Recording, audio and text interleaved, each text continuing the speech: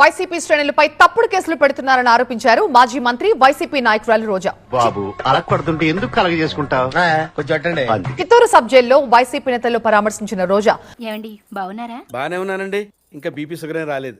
అనారోగ్యంగా ఉన్న పోసానిని టార్చర్ చేస్తున్నారంటూ మండిపడ్డారు. వాడు అన్నిసి మాట్లాడుంటే పడతావి నువ్వు. కొడుతున్నారమ్మా, నిన్ను కొడుతున్నాడా? రీజన్ లేకుండా కొడుతున్నారమ్మా. రాబోయేది వైసీపీ ప్రభుత్వమే అని ఎందుకు అడుగుతుంటాడిగా తమ నేతలు కార్యకర్తల్ని ఇబ్బంది పెట్టే అధికారులు కూటమి నేతల్ని వదిలిపెట్టబోమంటూ హెచ్చరించారు.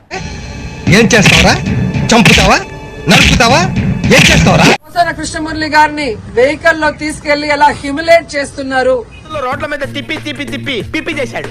ఆయన ఆరోగ్య పరిస్థితి బాగా లేకపోయినా రీజన్ లేకుండా కొడుతున్నారమ్మా. అయిపోయినా నీ చాడీలు నిజమే కదా సార్. కింద పోయి సంగతి చెప్తా. ఆయన ఏ విధంగా టార్చర్ పెడుతున్నారో మనం కళ్ళారా చూస్తున్నాం. ఏం కొట్టినారు సార్? పెచ్చ ఒట్టుడు కొట్టిరు సార్. అంటే సుప్రీం కోర్టు ఇచ్చిన మార్గదర్శకాలకు కూడా తిలోదకాలు ఇచ్చి అలాంటి మాట నీకు సెట్ అవ్వవు. ఈ రోజు అధికార పార్టీ వాళ్ళు చెప్పినట్టుగా అధికారులు నడుచుకోవడం చాలా దురదృష్టకరం. నీలో నాకు నచ్చేది ఇదేరా, కొంచెం లేట్ అయినా నిజం నీ అంత నువ్వే తెలుసుకుంటావు. ఈ రోజు వాళ్ళకి నేను సూటిగా చెప్తున్నాను, అధికారులకి మీరు చేస్తే ఆదర్శం, వేరే వాళ్ళు చేస్తే ఆవేశం. అధికార పార్టీ చెప్పిందని మీరు ఈ విధంగా సుప్రీంకోర్టు మార్గదర్శకాలకి తిలోదకాలు ఇస్తే డిక్కీ బల్సిన కూడా చికెన్ షాప్ ముందుకు వచ్చి తొడగొట్టిందంట. ఈ రోజు మా పార్టీ నాయకులు ఇబ్బందులు పడొచ్చు, కానీ నీకేంట ఇప్పుడు ఆ పోలీసుడు వస్తాడు, నీకేం పర్వాలేదురా. వాడికి నాలుగే నచ్చింది. భవిష్యత్తులో రాబోయేది వైఎస్ఆర్ కాంగ్రెస్ పార్టీ. కలాం గారు కలలు కనమన్నారు, కథలు మింగమనలేదు. జగన్మోహన్ రెడ్డి గారు ముఖ్యమంత్రి అయిన తర్వాత నిబంధనలకు విరుద్ధంగా పనిచేసిన అధికారులని చూడండి, వాళ్ళని ఎక్కువ రోజులు జైల్లో పెట్టాలని తప్పుడు కేసులు పెట్టి అధికారులని మిస్యూజ్ చేస్తున్న కూటమి ప్రభుత్వ నాయకుల్ని ఎవరిని వదిలిపెట్టము, న్యాయబద్ధంగా అందరినీ కూడా శిక్షిస్తామని కూడా వాళ్ళకి గంటాపదంగా చెప్తున్నాను.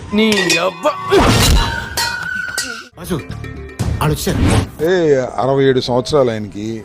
ఇంట్రో గ్యాప్ ఇచ్చావు ఇవాళ వచ్చింది. నిన్న రైల్వే కోడ్ నుంచి నర్సాపేట నుంచి గుంటూరు సబ్ జైలు, మళ్ళీ ఏంట్రే మొరటి పనులు. మళ్ళీ ఇవాళ ఎక్కడ అంటున్నారు, ఆదోని అంటున్నారు. ఇది ఒక 400 కిలోమీటర్లు. ఈ ఏం ఫీల్ ఉండదు మామయ్య. ఈ విధంగా 67 ఏళ్ల వయసు కలిగినటువంటి పోసాని కృష్ణమురళి గారిని నేనంటే నీకెందుకు అంత ఇష్టం? మొదటి నుంచి మీరంటే విపరీతమైన వేధించాలనేటువంటి ఉద్దేశంతో చేస్తున్నటువంటి కార్యక్రమం ఇదంతా కూడా. దీని వెనకాల ఏదో కుట్రుంది. ఇది చాలా దుర్మార్గమైనటువంటి అంశంగా మేము భావిస్తున్నాం. ఇవాళ ఐడియాలు ఎలా వస్తాయండి మీకు? వాళ్ళ రాత్రి తీసుకొచ్చారు, మళ్ళీ ఇప్పుడు తీసుకెళ్తున్నారు. 67 సంవత్సరాలు కారులో కూర్చుని, అది కూడా పోలీస్ జీప్ ఎలా ఉంటుందో తెలుసు కదా, దానిలో తీసుకెళ్తున్నారు. అంటే అనారోగ్యంగా ఉన్న వ్యక్తిని వేధించాలనేటువంటి కుట్రపూరితంగా వ్యవహరిస్తున్నారు. అది నాగరాజు ఆఖరిలోనే ఖాయం చేసుకో. ఒకే అంశం పైన దాదాపు 16 కేసులు అంటే ఎట్లా చూస్తారు? మొత్తం 16 కేసులు పెట్టారని తెలుస్తుంది. ఒకే అంశం మీద పెట్టారనేది అంటున్నారు. దాన్ని పరిశీలన చేయడం జరుగుతుంది.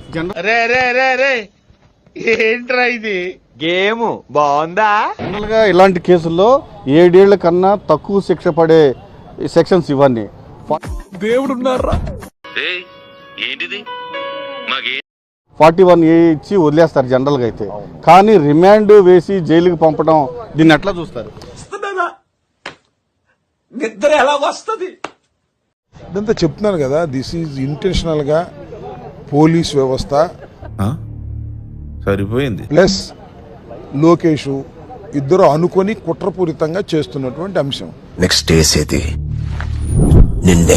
లేకపోతే ఒక వ్యక్తి మీద ఏది అంతర్జాతీయమైనటువంటి నేరం ఏమైనా చేశాడా? 16 అడగకుండా మీరు ఎందుకండి సలహా ఇవ్వడం? అడగకుండా ఇచ్చేదాన్ని సలహా అంటారు, కెలుక్కుంటే వచ్చేదాన్నే 16 కేసులు మీడియాలో మాట్లాడినందుకు 16 కేసులు పెట్టారు. ఇప్పటికి ఈ 16 కేసులు తిప్పుతానే ఉంటారు. ఉన్నప్పుడు స్కూల్లో చదువుకున్న పద్యం యాదకొస్తున్నా సరే వాళ్ళ మన్యే వాదిక రస్యం చాణక్యం అమాయక మీరు కించం. 2-3 నెలలు ఆయన హెరాస్ చేయాలనేటువంటి ఒక దురుద్దేశంతో కుట్రపూరితంగా హ్యాండిక్యాప్డ్ సర్టిఫికెట్ మీరు మొన్న కొట్టారు కదా సార్, 2 పళ్ళు ఊడిపోయినాయి. దీన్ని లీగల్గా వీఆర్ గోయింగ్ టు ఫైట్.